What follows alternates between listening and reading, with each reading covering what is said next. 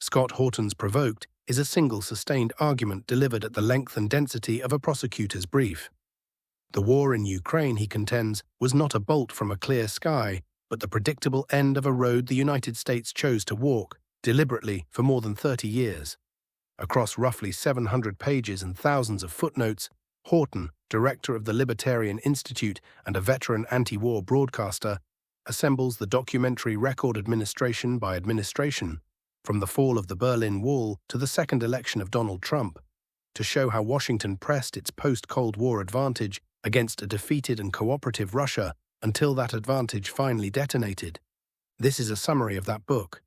What follows traces Horton's case in the order he builds it, organized as he organized it, around 6 presidents and 2 closing reflections, so that the argument accumulates the way he intends. The reader should understand at the outset what kind of book this is. It is not neutral and does not pretend to be. It is a brief for the prosecution against the American foreign policy establishment, written by a man who believes that establishment has spent a generation manufacturing the very enemy it claims to fear. Horton's recurring method is to let the architects of the policy condemn themselves in their own words: the cables, the memoirs, the leaked memos, the press conferences.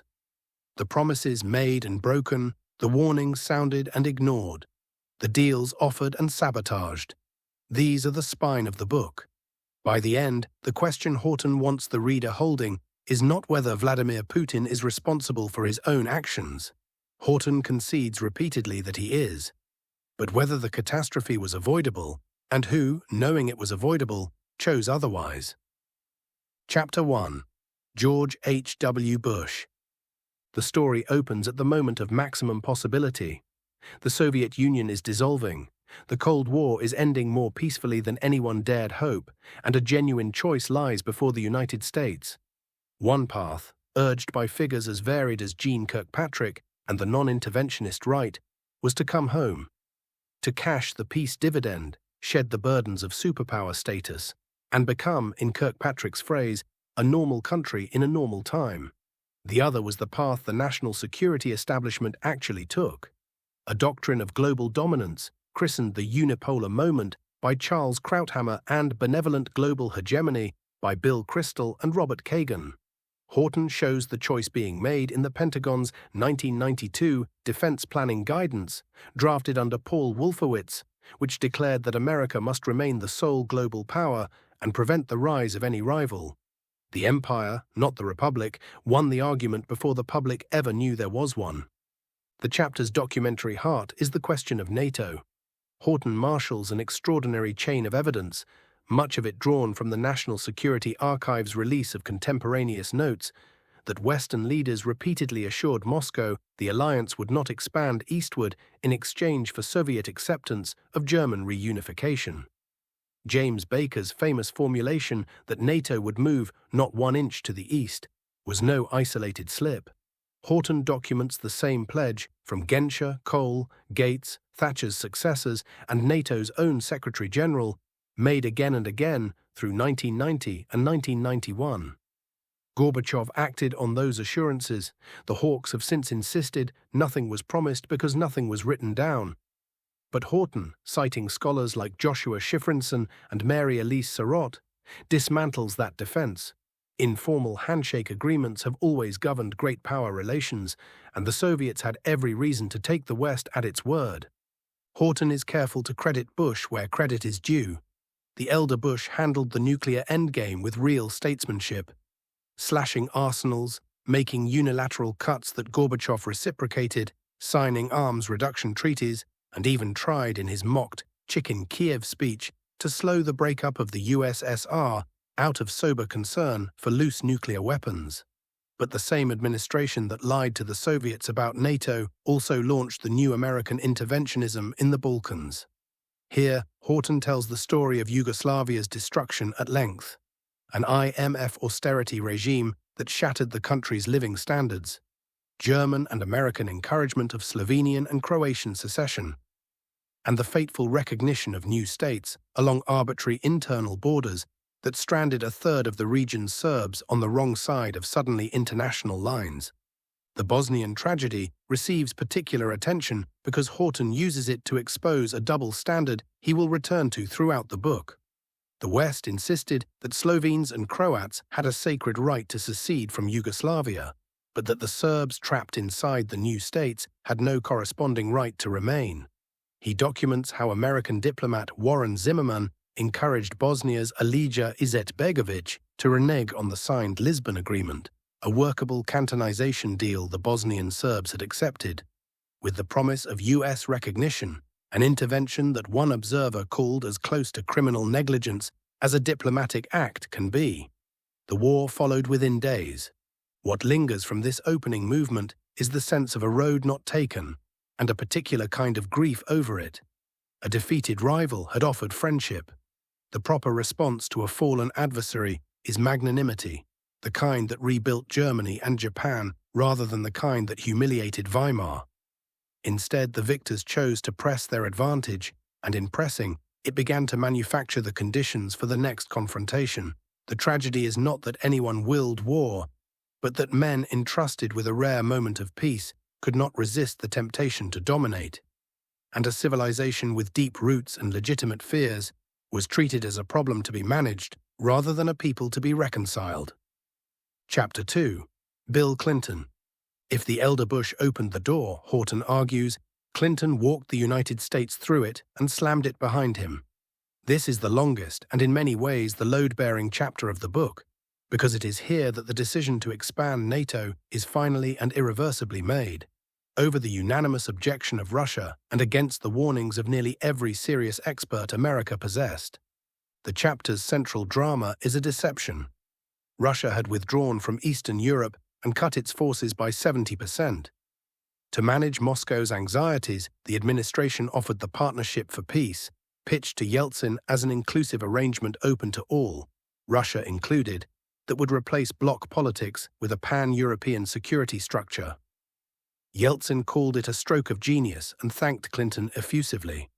But Horton, drawing on the meeting cables and on the memoirs of Strobe Talbot and William Burns, shows that the partnership was understood internally from the start as a way station on the road to full NATO membership for the chosen and a way of fooling the Russians into accepting it. Anthony Lake's memos describe expansion frankly as the neo-containment of Russia. Within months, Clinton was announcing that the question was no longer whether NATO would expand, but when. Horton lets the dissenters speak at length, and their prescience is the chapter's most damning feature. George Kennan, the architect of containment himself, called expansion the most fateful error of the entire post-Cold War era and predicted it would inflame Russian nationalism, poison East-West relations, and provoke exactly the reaction that the Hawks would later cite as proof they had been right all along. Pat Buchanan asked how Americans would feel if Russia armed Mexico and warned that pushing the alliance onto Russia's porch was scheduling a 21st century confrontation. A who's who of Cold War realists, Scowcroft, Perry, Nitzer, McNamara, Moynihan, Nunn, Matlock, lined up against the policy. 50 foreign policy eminences signed an open letter calling it a blunder of historic proportions. They were overridden. Why? Horton points to the unlovely machinery beneath the idealism, a NATO bureaucracy desperate for a post-Soviet mission, out of area or out of business, an arms industry that stood to profit, ethnic lobbies and electoral math in the American Midwest, and an iron triangle of contractors, lobbyists, and officials. The high-minded talk of spreading democracy sat atop a structure of concrete interests. Then comes the economic catastrophe that runs parallel to the strategic one, the shock therapy administered to Russia by the Harvard boys and Treasury officials produced not a free market, but a looted one. The chapter details how prices were freed before property was privatized, how monetary expansion drove hyperinflation past 2,500% and wiped out the savings of an entire nation, and how voucher and loans for shares schemes handed whole industries to a handful of oligarchs for the price of a few crates of vodka. Real output fell by half. More than 100 million people were thrown into poverty. Russia fell below Peru in per capita terms. Horton invokes the Versailles parallel deliberately. A great nation, defeated and prostrate, was kicked while it was down, and the resentment that bread would have its consequences. There is a quiet but unmistakable economic lesson threaded through this account, and it is not the one the shock therapists believed they were teaching. The disaster came not from too much capitalism, but from a politicized half-measure. Prices unleashed while the state kept its grip on the commanding heights. The central bank printing money to prop up favored firms, ownership transferred by political fiat rather than genuine market exchange. The economists who understood that real prices carry irreplaceable information and that you cannot engineer a market from the top down had warned exactly this. They were ignored in favor of planners who thought a free economy was something a clever team could install on a schedule. It cannot be, and the wreckage proved it.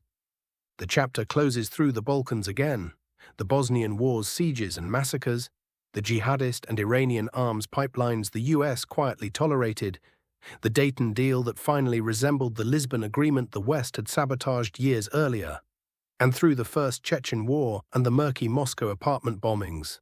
The accumulating picture is of an America that, having won the Cold War, could not stop fighting it, and of a Russia learning, lesson by lesson, that cooperation bought it nothing. Chapter 3. George W. Bush.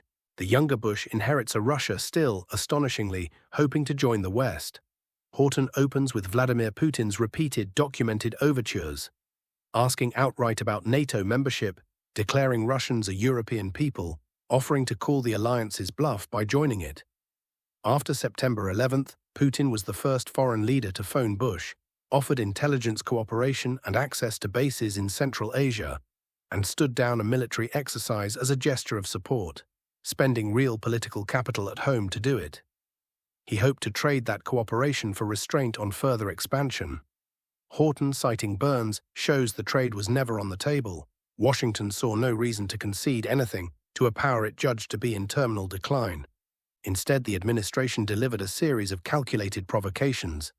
It withdrew from the anti-ballistic missile treaty, the cornerstone of strategic stability, and announced missile defense installations in Poland, Romania, and the Czech Republic, justified, absurdly, as protection against an Iranian arsenal that did not exist. The Russians pointed out that the launchers involved could fire offensive cruise missiles as easily as interceptors, and that the sites were better positioned against Russian ICBMs than anything from the south. The arms reduction era was ending and the arms racing era resuming, by American choice. Horton devotes the chapter's middle to the color revolutions: the Rose Revolution in Georgia, the Orange Revolution in Ukraine, the Tulip Revolution in Kyrgyzstan, which he presents not as spontaneous democratic awakenings, but as operations substantially funded and coordinated through American and allied NGOs, the National Endowment for Democracy, USAID, and Soros-backed networks. The pattern, repeated with local variations, was the manufacture of street movements to install pro-Western governments on Russia's borders, each one experienced in Moscow as a hostile encroachment dressed in the language of freedom. The chapter builds to its documentary climax in 2008. At the Bucharest summit, over the objections of France and Germany, NATO declared that Ukraine and Georgia will become members. Horton reproduces the now famous warnings that preceded it. Ambassador William Burns's cable, titled "Nyet Means Nyet," reported that Ukrainian membership was the brightest of all red lines for the entire Russian elite, not merely Putin, and predicted it would create fertile soil for Russian meddling in Crimea and eastern Ukraine, and raise the prospect of Russian-Georgian war. Burns recorded Putin's own warning that no Russian leader could stand by, that Ukraine was deeply divided, and that it was not even a real country. Months later, Saakashvili's assault on South Ossetia triggered exactly the Russian-Georgian war Burns had foreseen. What this chapter establishes with unusual evidentiary force is that the architects knew. The catastrophe of the following decade was not a surprise sprung on innocent statesmen. It was forecast in precise detail, in writing, by America's own ambassador, and the policy proceeded anyway. A people's attachment to its own near abroad, its sense of where its security and its kin lie, is not a pathology to be medicated away by lectures on the sovereign right of every nation to choose its alliances. It is a permanent feature of how peoples actually live in the world. To treat civilizational difference as an obstacle rather than a reality, is the deep error here, and it is an error of pride. Chapter 4. Barack Obama. Obama campaigned and governed as the repudiation of Bush, and his administration began with the celebrated reset, the mistranslated red button, the New START Treaty, the temporary shelving of the Eastern European missile sites. For a moment, cooperation seemed possible again. Medvedev even proposed a new European security treaty that would have frozen NATO's growth and given Russia a genuine voice. It was dismissed out of hand. Horton's verdict is that beneath the change of tone, the substance held, the same destructive trajectory continued, and the reset was abandoned the moment it became inconvenient. The chapter's center of gravity is 2014 and the Maidan. Horton constructs a detailed counter-narrative to the standard account. Ukraine's elected president, Viktor Yanukovych, was squeezed between a European Union Association agreement loaded with harsh austerity conditions and a far more generous Russian offer of $15 billion and discounted gas. When he chose the Russian deal, the protests began, and Horton documents heavy American involvement in what followed. From Victoria Nuland and John McCain appearing among the demonstrators, to the intercepted Nuland-Piat call in which the Assistant Secretary of State hand-picked the post-coup government and dismissed the EU with an expletive, to the $5 billion Nuland boasted the US had spent supporting favored groups since 1991. He emphasizes that Ukraine was genuinely and roughly evenly divided, that the Maidan crowd was overwhelmingly Western and Ukrainian-speaking, and that the elected president was driven from office by a violent putsch in which far-right and avowedly neo-Nazi formations played a conspicuous role. From there, Horton traces the consequences the 2008 cables had predicted: the loss of Crimea, the war in the Donbass, and the rise of the Azov movement. He spends considerable space on the historical roots of Western Ukrainian nationalism. The OUN, Stepan Bandera, the wartime collaboration, the contested memory of the Holodomor, material that is uncomfortable for the simplified Western story and that he insists is necessary context for understanding why Eastern Ukrainians reacted as they did to a government installed against their twice-expressed electoral will. This is the chapter where Horton most directly enlists the realist scholars, above all John Mearsheimer, whose warning that the West was leading Ukraine down the primrose path toward getting wrecked serves as one of the chapter's epigraphs. The argument is not that Russia's subsequent actions were admirable, but that they were provoked, foreseen, and in a grim sense manufactured, that a great power's response to an adversary's advance into its most sensitive neighborhood was as predictable as anything in international affairs. What gives this chapter its moral weight is the recognition that real human communities were being treated as chips on a geopolitical table. The people of eastern Ukraine, with their language and their churches and their long entanglement with Russia, were not consulted about being reassigned from one civilizational orbit to another. They were simply expected to accept it, and when they did not, the violence that followed was blamed entirely on Moscow. Honesty about cause and effect is not the same as excusing what Russia did, but a man who will not name the provocation has disqualified himself from judging the response. Chapter 5. Donald Trump. Trump enters Horton's narrative as a disruption the establishment could not tolerate. He had campaigned on the pedestrian and, in Horton's view, sensible insight that the Cold War was long over, and that getting along with Russia and using that relationship as leverage against China, as Kissinger had long advised, was preferable to permanent confrontation. He never actually intended to abandon NATO. His complaints were mostly about burden sharing. But by calling the alliance obsolete and praising Putin, he was, in Horton's phrase, spitting in church. The chapter is largely the anatomy of a frame-up. Horton presents Russiagate as a manufactured scandal, a fabricated narrative that Trump was a compromised Russian agent, propagated by the intelligence agencies and the Clinton campaign through instruments like the Steele dossier. He walks through the collateral damage to figures such as Carter Page, George Papadopoulos, Michael Flynn, and Paul Manafort, and through the eventual collapse of the collusion theory, citing investigators who concluded there was no evidence behind the original assessments. The deeper point is structural. The permanent bureaucracy, not the elected president, holds the real power, and it deployed that power to rein in a chief executive who threatened the policy of confrontation. The same machinery, Horton argues, recurred around the Skripal poisoning in Britain, where he questions the official account.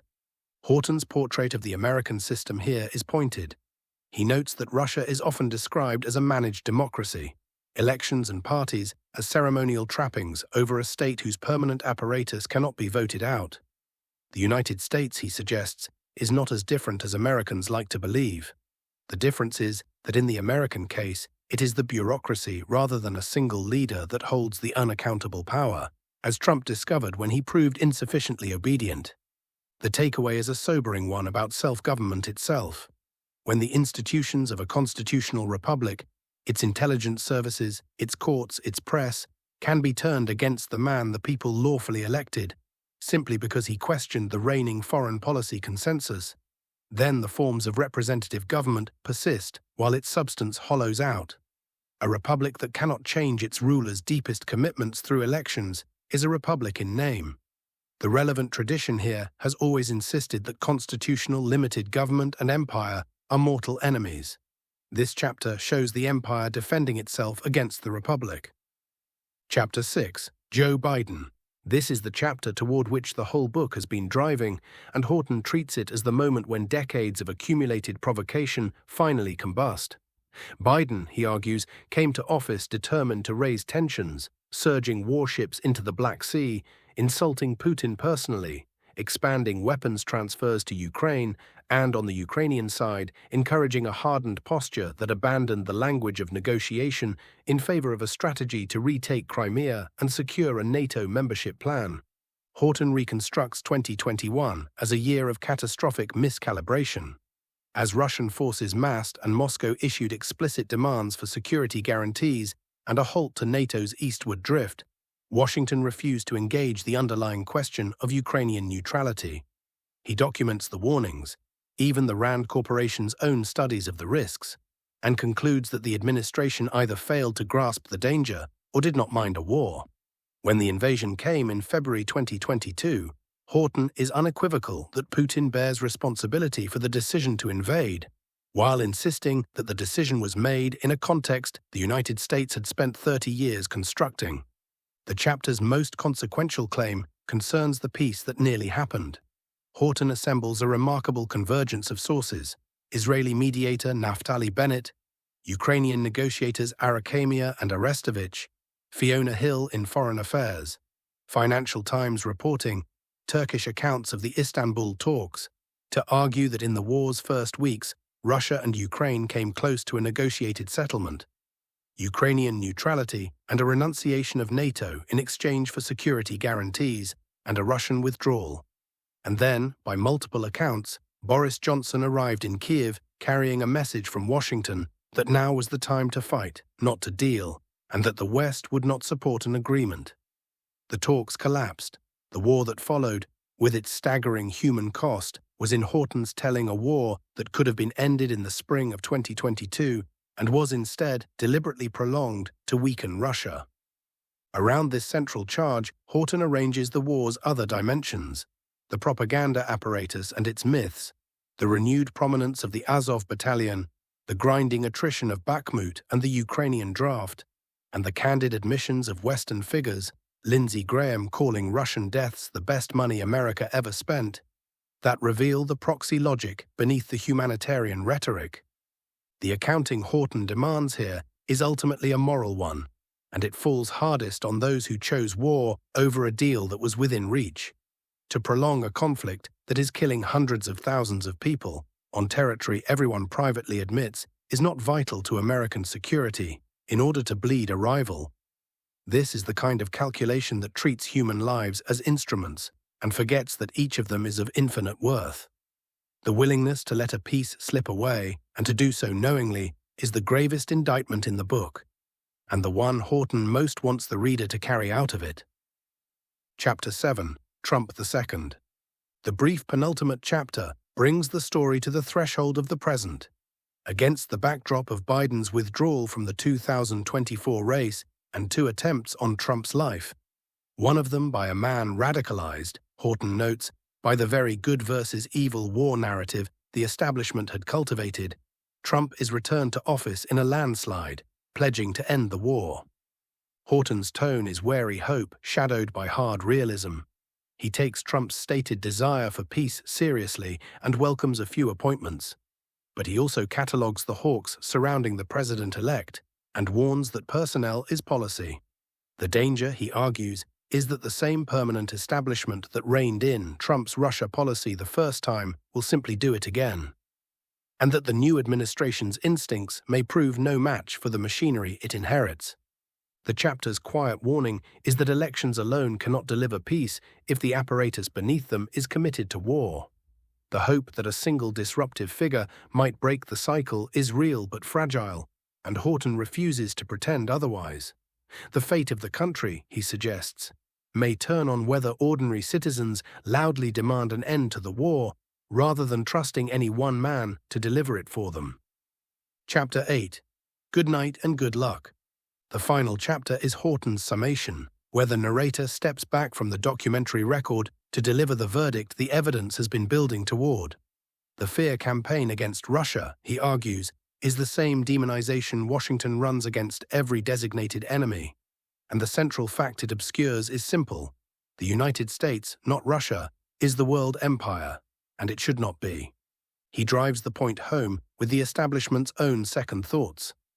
Robert Kagan, neoconservative co-author of the Iraq War, husband of Victoria Nuland, conceded in print that to call the invasion entirely unprovoked is misleading, that Russian decisions were a response to the expanding hegemony of the United States, and later admitted that Putin's control of Ukraine has no real bearing on American security. Strobe Talbot conceded that expansion had been provocative. Brzezinski acknowledged the unipolar era was ending. Kissinger called for negotiation and warned against a war with Russia over a country whose proper role was something like Finland's. Even Fiona Hill observed that much of the world now says no to American domination. The men who built the policy, Horton shows, came in the end to admit its folly, too late. Horton closes on the costs and the alternative. The national debt passed $35 trillion, real military spending approaching $2 trillion a year, the constant shadow of nuclear war, all in service of a project of global primacy that the American founders never envisioned and the Constitution never authorized. He argues that America's patriotic right, after a generation of disastrous wars, no longer believes in the imperial mission, and that libertarians, realists, and America First conservatives, together with anti-war progressives, can lead by telling the truth and demanding an immediate ceasefire and a permanent peace. The deepest note Horton sounds at the end is not strategic, but spiritual, and it is captured in the gospel verse he places among his closing epigraphs. What does it profit a man to gain the whole world and lose his own soul? The pursuit of dominion over the earth, he suggests, is not only ruinous and unaffordable, it is a kind of corruption of the nation's character, a trading away of the republic's birthright, its example of a free people enjoying its freedom, for the vanity of ruling others. A nation, like a man, is meant for something higher than mastery over its neighbors. The empire weakens and exhausts us, as Solzhenitsyn warned. The wiser and more honorable course is to let it fall from our shoulders. Closing. Taken whole, Provoked is an argument that the war in Ukraine is the bill come due for a generation of American overreach, a confrontation that the United States chose against repeated warnings from its own wisest hands, by treating a defeated and cooperative Russia as a problem to be contained rather than a great and ancient people to be reconciled. Horton's case rests not on assertion but on an immense weight of documents, and its cumulative effect is to make the standard story of an unprovoked bolt from the blue very difficult to hold without qualification. What the reader carries forward is a question about the difference between a republic and an empire, and a suspicion that a country which sets out to dominate the world ends by losing both its solvency and its soul. The reader should know that this is one man's brief, forcefully made, and that a fair-minded reader will want to test it against the considerable body of work that holds Russia chiefly or wholly responsible, and that contests Horton's reading of episodes from the Balkans to the Maidan to the Istanbul talks. But that is exactly the conversation Horton wants to start, and there is no substitute for the book itself. its thousands of footnotes, its primary sources, its sheer documentary density. Read Provoked in full. Sit with the cables and the memoirs Horton quotes. Weigh them against the counter-arguments and reach your own judgment about how the most dangerous confrontation of our time came to be, and whether it might yet be ended.